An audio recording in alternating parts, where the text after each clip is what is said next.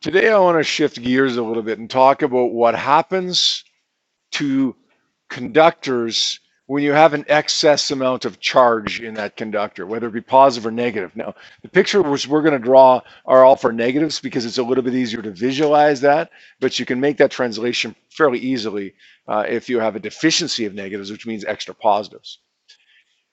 Here's the deal.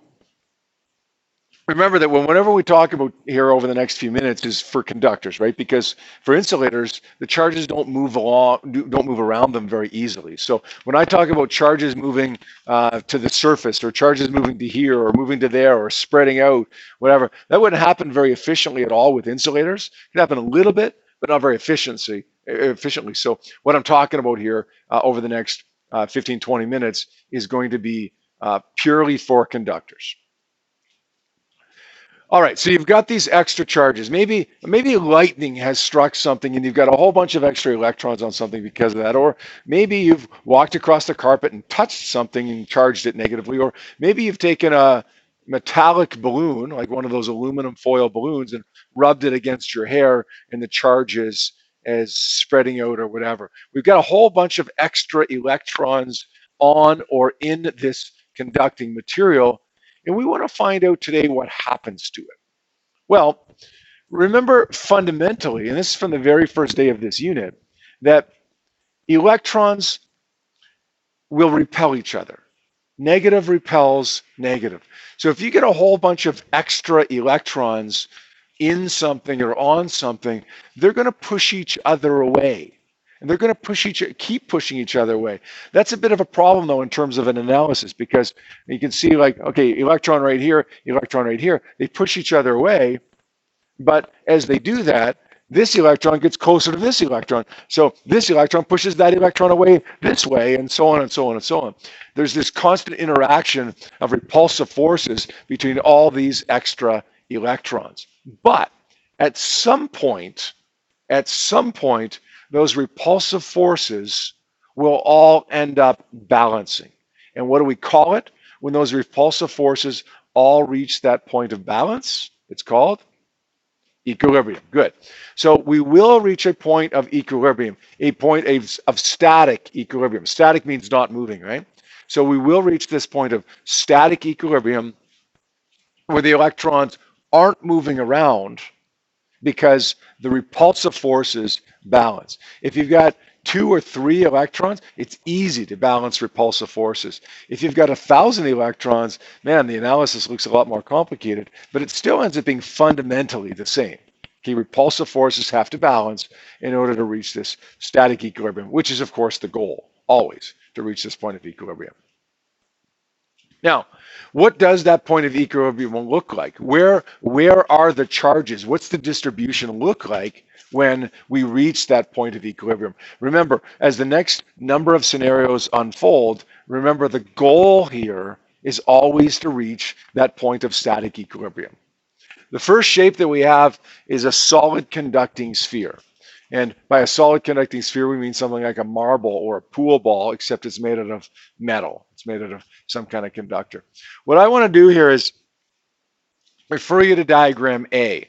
I want to label these 3 charges in diagram A. This diagram, by the way, diagram A is showing 3 extra electrons. We may have 1,000,000 protons. If we have 1,000,000 protons, we've got 1,000,003 electrons, 3 extra electrons. And the same basic analysis could apply. Remember that if we had 1,000 extra electrons, the diagram would just be a lot more difficult to draw. All right, so I'm going to label these, this diagram, charge number 1, charge number 2, and charge number 3. Let's look at charge number 2. Okay, specifically at charge number 2. Charge number 2 is going to experience 2 forces. 2 repulsive forces. If I have 3 extra electrons, that is, it's going to experience 2 repulsive forces. The first one is caused by number 1. Number 1 pushes number 2 up this way. I'm going to call that F12. Number 3 pushes number 2 up this way. I'm going to call that F32. Now, the net force as a result of F12 and F32 is going to be somewhere in the middle, right? So we're going to say the net force here acting on charge number 2 is this way. right smack in the middle between F1 and F3 too. Now, we could do the same thing for charge number 3. It experiences a force due to number 1. We'll call that F13. It experiences a repulsive force due to number 2. We'll call that F23. And as a result of those two forces, it experiences a net force that's out this way. Similarly, charge number 1 is repelled by number 3. Call that F31. Charge number 1 is repelled by charge number 2. We'll call that F21. And there's a net force out this way. Notice in all three cases, the net force on these extra electrons is outwards. It's outwards toward the surface. So what happens to these excess electrons? They get pushed outwards towards the surface. Look at diagram B here. Where are those 3 electrons now? They're on the outer surface. And they're on the outer surface because they were pushed by each other towards the outer surface. Now, somebody might be thinking, well, aren't they still going to be pushed outwards like this? Yes. Yes, they are. Normally, they will not leave the outer surface because, anybody want to take a stab at this? This is the thinking question right here. Why do you think they wouldn't leave the outer surface, even though they're still being pushed by each other outwards? Yeah. No, not so much. No, because the extra electrons are, there's only 3 extra electrons here, and they're all pushing each other outwards here. Yep. Good. There's nothing for them to move to. What is probably surrounding this conducting sphere? Air. Air is an insulator. So there's, for the most part, no reason for the electrons to go beyond that, right? They move around through the conductor fairly easily, but then when they get to the outer surface, they want to keep going, but they just don't have the opportunity to go into air. Now, what happens if you get too many of these electrons? Instead of having 3 excess electrons, now you got 1 million excess electrons on this little sphere. Well, now the repulsive forces are so big that we can actually start pushing them into the insulator, right? Or if the insulator happens to be moist, a humid air, then it becomes a little bit of a better conductor, and maybe we don't need quite as much of a repulsive force to push them out. Normally, they're going to stay on the surface, but they could discharge, right? And that's what happens, hey, when you're charged and you move your finger and it discharges to somebody else. It discharges because there was a big enough charge buildup to cause a big enough potential difference that the electrons were able to go through the insulator. Okay, they don't want to do that, but they can, because insulators will still conduct, just not very well. Now, they go to the outer surface. That's always going to be the case. So it doesn't mean there's not going to be any electrons inside here, but the ones that are inside are paired up with protons, right? There's no extra electrons on the inside. The extra electrons all go to the outer surface, and they will all be evenly spaced or evenly distributed on the outer surface. I'm going to erase these red lines here. What do you think these blue lines represent right here?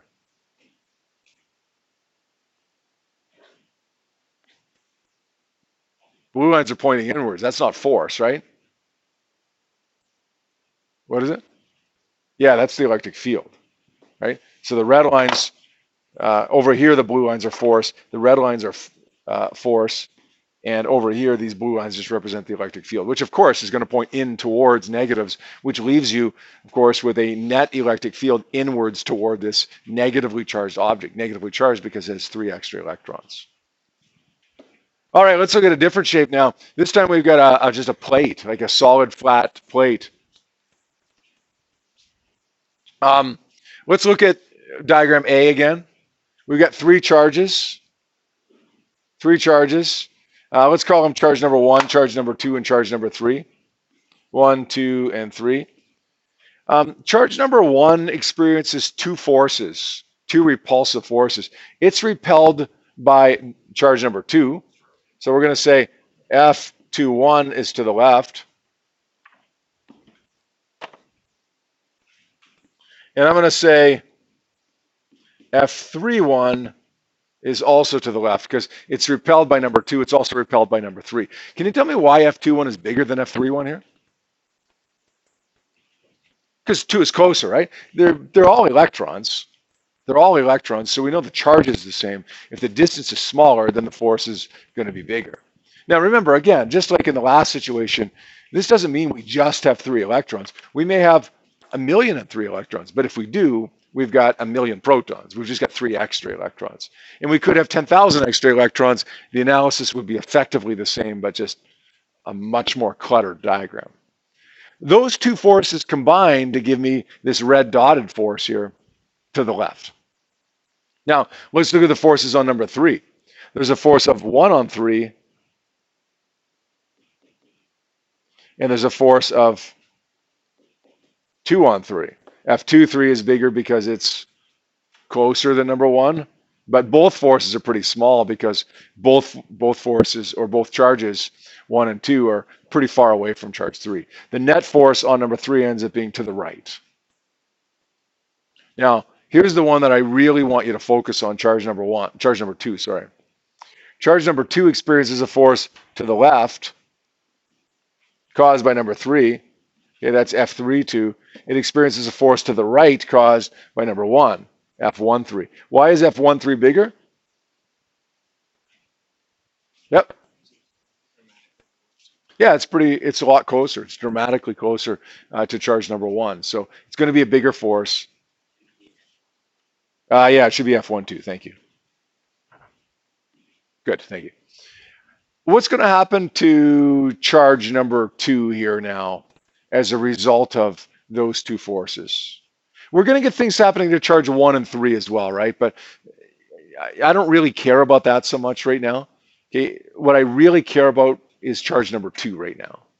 What's going to happen to charge number 2 as a result of those 2 forces? Yep. It's going to move, and it's going to move to the right because F12 is a bigger force. But as it moves to the right, over here, F12 becomes what? Smaller, and F32 becomes smaller because it becomes further away from charge number 1, and F32 becomes bigger because it gets closer to charge number 3. At some point, those 2 forces will be the same. At what point will that happen? Where will this charge number 2 be when these 2 forces are the same as each other? Yeah, it's going to be midway in between them, right? And what's going to happen to that charge when those 2 forces are balanced? It's going to be in a point of, or a state of, static equilibrium. In other words, forces are going to be balanced. It's not going to go anywhere. So what's going to happen? Well, just like in the last one, the charges will be going to the surface of this material. And just like the last one, the charges will be evenly distributed. Evenly distributed on the outer surface. Doesn't mean you can't have electrons in this material, but they'll be paired up with protons if there is. The extra electrons will go to the outer surface and they'll be evenly distributed. So what we're saying here so far is that regardless of what the shape is, if it's a nice uniform shape, like a flat plate or a perfectly spherical object, the extra charges will go to the outside surface and they'll be evenly distributed. All right, let's look at this one. This one is the trickiest of the bunch. Here we've got an irregularly shaped conducting object. Listen, we call it an irregularly shaped conducting object because, I don't know, sometimes in physics we like to make things sound fancy. Really what it is a pointy thing. Okay, this is a pointy thing. Things that are pointy and conducting. Metal pointy things. Okay, that's what we could call this. Irregularly shaped conducting objects, metal pointy things. Doesn't actually have to be pointy, right? As long as it's more pointy somewhere than it is somewhere else. And you can see that's the case here. This isn't a sharp point like that, but you can see that it's kind of pointy at least. All right, what I want you to do here right now is focus on diagram A.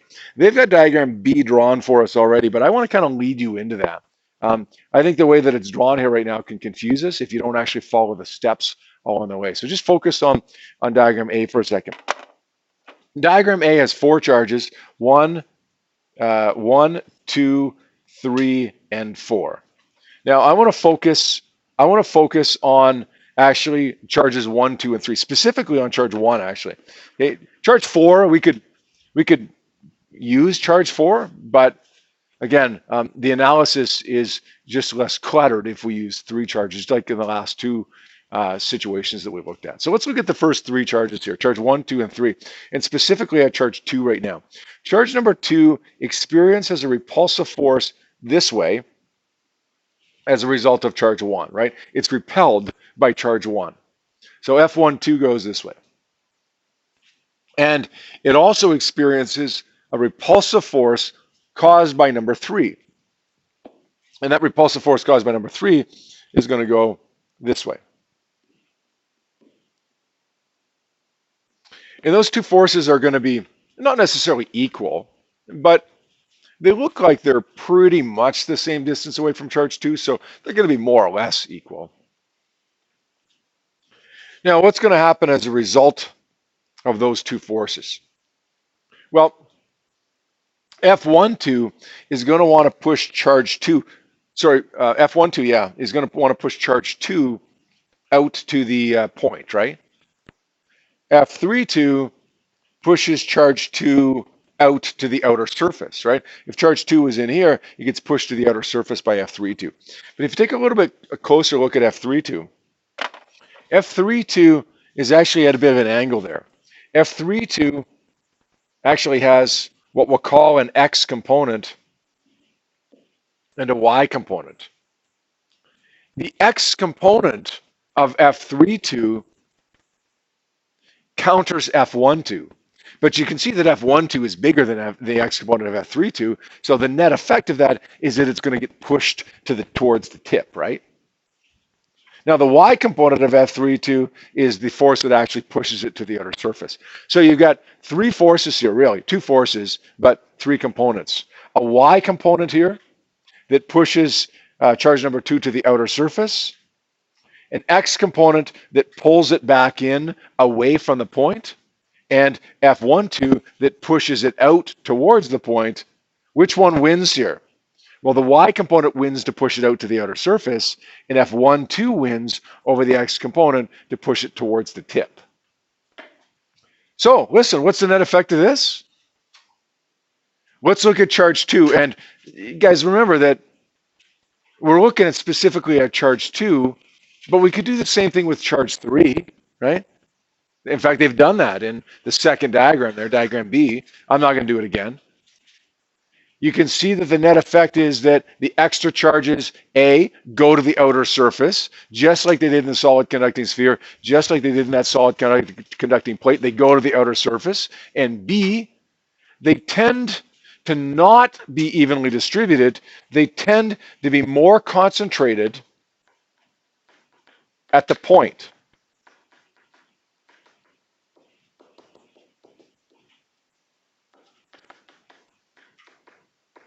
So this is what separates it from the last 2 that we've done, the solid conducting sphere and the solid conducting plate, the uniform surfaces versus this one that's just not quite a uniform surface where we tend to collect at the points. When you walk across the carpet and you go to touch somebody, granted, you're not as good of a conductor as a piece of metal is, right? But you know you'll conduct electricity. You know you can shock somebody, right? When you walk across the carpet and go to touch them. What do you touch them with? When you walk across the carpet and you go to touch somebody because you want to shock them, what do you touch them with? Your shoulder? Your hip? Your back? Oh, I know. I want to shock David, so I'm going to touch his shoulder with my back. That's not going to work. That's not going to work. Why do I touch him with my finger if I want to shock him? Yeah? Yeah, because the charges will be more concentrated at the pointy part than they will be on my back, right? Charges are more concentrated at the points. They still go to the outer surface, but they're more concentrated at the points.